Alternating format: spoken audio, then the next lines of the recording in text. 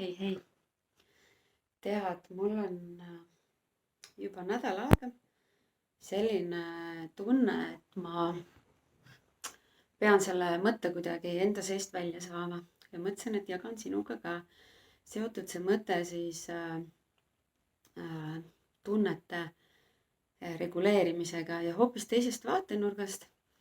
Räägin siis laste tunnete reguleerimisest või siis toetamisest ja hoopis sellest seisukohast, et me oleme ise ka siin teinud ju päris palju veebiloenguid sellel teemal, et kuidas siis peegeldada, kuidas ümber sõnastada.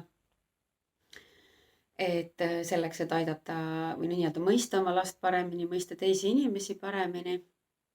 Ja üks päev ma tabasin ennast siis olukorrast, kus ma samamoodi väga head tehnikat loomulikult kasuta julgelt edasi harjuta. Aga ma tabasin ennast mõttelt, et tegelikult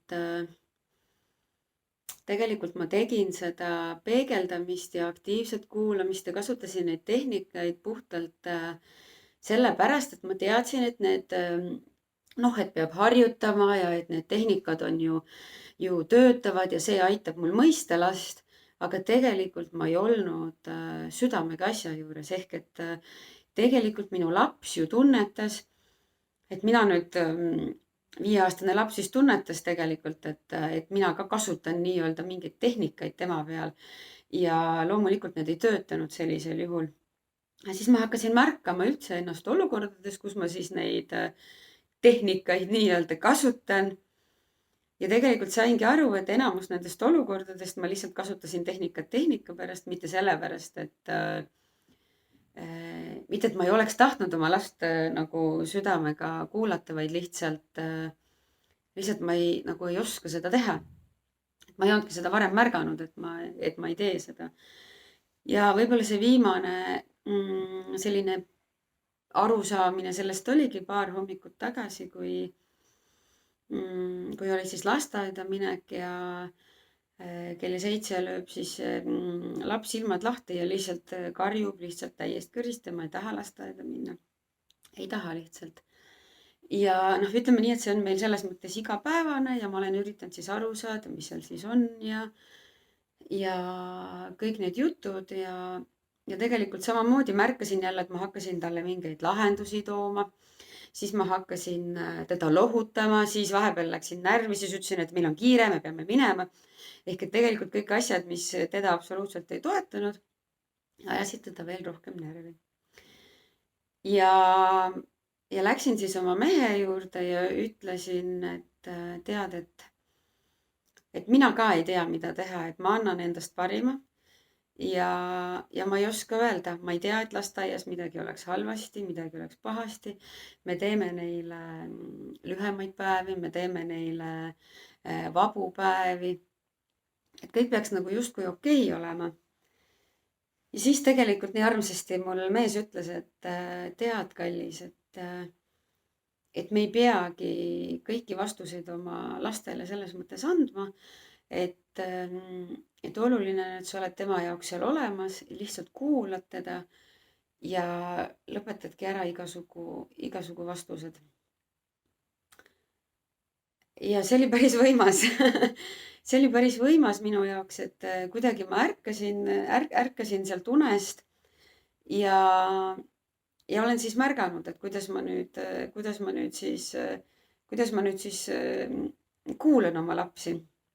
Näen, et pikk ja põnev tee on veel ees, aga mis ma kokkuvõtvalt tahan sulle öelda seda, et kõik need tehnikad, millest me räägime kogu aeg, millest me ka siin kindlasti homses veebiloengus Rita Rätsepaga räägime, aga need on tehnikad, neid on hea teada, need teevad sulle suhtlemise palju lihtsamaks.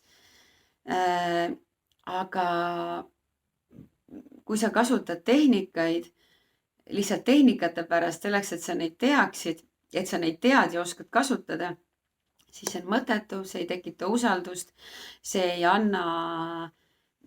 lahenda seda olukorda, vaid sa pead südamest kõigepealt tahtma kuulata.